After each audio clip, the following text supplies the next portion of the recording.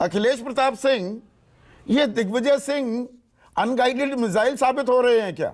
आपकी पार्टी के लिए कुल्हाड़ी ढूंढते घूमते हैं।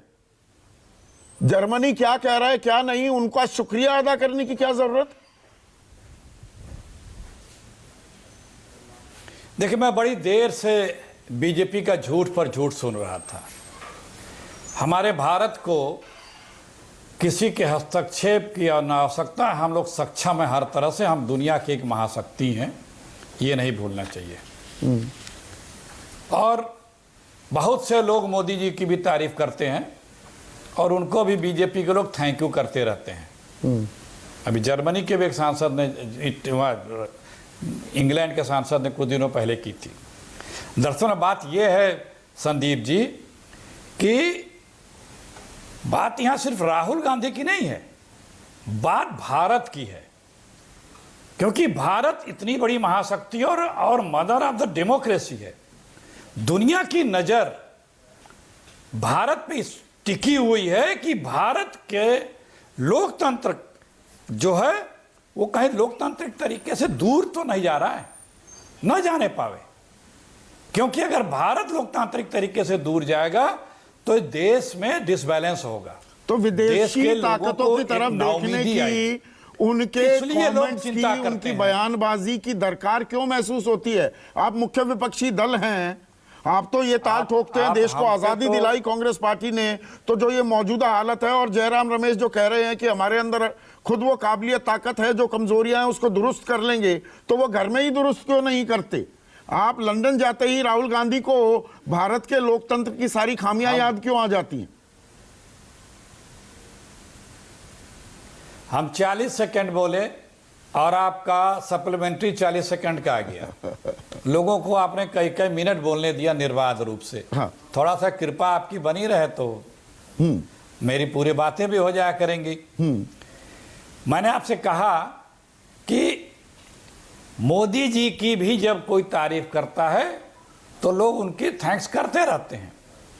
और ये कोई आज के ज़माने में पिछले 20, 25, 30 सालों से और आगे भी कोई ये सोचे कि किसी भी देश में लोकतांत्रिक मूल्यों का ह्रास हो रहा हो या वो थोड़ी डिक्टेटरशिप की तरफ जा रही है या वहाँ पे कोई और बड़ा उलटफेर व्यवस्था में हो रही है, तो दुनिया उस पर नज़र नहीं रखेगी या दुनिया उस पर कमेंट नहीं करेगी। तो ये इतिहास में भी नहीं हुआ है, भविष्य में भी नहीं होगा। क्योंकि भारत भी दुनिया में कहीं कुछ ऐसा ऊंच नीच होता है तो कमेंट करता है। अभी चीन, रूस पे कमेंट किया था, उस कमेंट पे मोदी जी की दुनिया के लोगों ने तारीफ भी की थी। चीन जो लड़ाई चल रही है, तो ये नहीं है कि कहीं लोकतांत्रिक मूल्यों के ह्रास होता है या कुछ और चीजें होती हैं जो दुनिया के हित में नहीं है तो भारत वहां खामोश रहता है, ऐसा भी नहीं है। क्योंकि सबका अस्तित्व और वर्चस्व एक दूसरे से जुड़ा बना हुआ है। नहीं, भारत जब हम जा करके वो भी बोले हैं, पर आपके नेता को क्या जरूरत आन पड़ी थी थैंक यू कहने की? नौबत क्यों आ गई थैंक यू कह? वो अपनी टिप्पणी करते रहे, वो तो करते हैं, वो तो अमेरिका ने भी टिप्पणी की है, पर किसी ने थैंक यू नहीं कहा तो वो राजनीतिक लड़ाई में तब्दील नहीं हुआ। यहां तो थैंक यू कहने की नौबत क्यों आ गई? सवाल यहां अटकता है ना। यहां पे ये सवाल सबसे बड़ा ये है कि अगर बीजेपी के लोगों को आपत्तियां हैं तो अभी तक जर्मनी के, हिंदुस्तान के एम्बेसडर को बुला करके उन पर सख्त आपत्ति दर्ज क्यों नहीं कराई गई? सिर्फ ये न्यूज बनाना चाहते हैं, सिर्फ ये माहौल बिगाड़ना चाहते हैं देश का, सिर्फ किसी को बदनाम करना चाहते हैं। सबसे ज्यादा इंटरफियरेंस और भारत की बुराई और निंदा और आलोचना इतिहास गवाह है हजारों साल में इस देश के प्रधानमंत्री जो वर्तमान में उन्होंने की है। और अब तो मीडिया का जमाना है, सब कुछ ऑन रिकॉर्ड है। और यही बात अगर जो मोदी जी ने बोली है विदेशों में कोई किसी दूसरी पार्टी का नेता बोल दिया गया होता तो हिंदुस्तान में उसके क्या हश्र हुआ होता, पूरी दुनिया देखती। लेकिन उस पर खामोश हो जाते हैं। अब की बात ट्रंप सरकार, अभी ट्रंप जी ने कुछ महीने पहले मोदी जी की तारीफ की है, भूतपूर्व राष्ट्रपति ने। इसका मतलब क्या माने हम कि हमारे यहां हस्तक्षेप हो रहा है?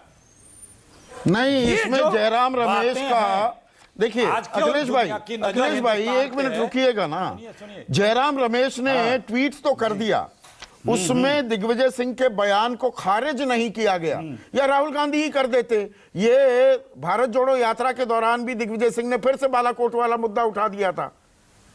यहां पर सीधे सीधे कांग्रेस का शीर्ष नेतृत्व ये साफ कर दे दिग्विजय सिंह का बयान है, वो न जाने क्यों देते रहते हैं और आपके वरिष्ठ नेता भी बने रहते हैं। आप सीधा सीधा कह दे हम इत्तेफाक नहीं रखते। सुनिए जी, दोहराने की जरूरत नहीं है, दोहराने की जरूरत नहीं है। देखिए, प्रश्न विपक्ष से ही तो है आज के जमाने में, पिछले 2014 के बाद से। मोदी जी के जब जितने बयान है, कुछ आपने सुनाए, कुछ मैंने सुनाए, आज तक क्या बीजेपी के लोगों ने उससे खंडन किया? जबकि वो बहुत ही आपत्तिजनक बयान है, बहुत ही आपत्तिजनक। आज ही कर दें कि मोदी जी को ऐसा नहीं बोलना चाहिए, तो हम लोग उस बयान से नहीं सहमत हैं, कर देना चाहिए। बीजेपी को नहीं करती है। यहां पे देखिए, दुनिया की नजर है भारत पे, क्योंकि भारत महाशक्ति है। क्या भारत में हो रहा है, क्या चल रहा है, हर कोई जानना चाहता है, और सबकी नजर है कि किस तरह से यहां पे लोकतंत्र को कुचला और दबाया जा रहा है। ये दुनिया देख रही है। सर्टिफिकेट मांगने वाले पे पेनल्टी हो जा रहा है कि आपकी एजुकेशन क्या है। यही ना लोकतंत्र है। पोस्टर पर एफआईआर हो जा रहा है, सवाल पे जेल हो जा रहा है, गाना गा देने पे जो है नोटिस हो जा रहा है, प्रश्न पूछ देने से पार्लियामेंट म्यूट कर दिया जा रहा है। तो इतने डेवलपमेंट यहां हो रहा है। कल आपने देखा है पूरे देश में क्या हुआ है, किस तरह से यहां पे अराजकता हुई है, बताने की आवश्यकता नहीं है।